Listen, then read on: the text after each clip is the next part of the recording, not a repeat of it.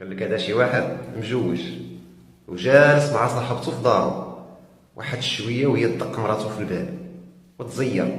صاحبته معاه في الدار ومراته كتدق في الباب.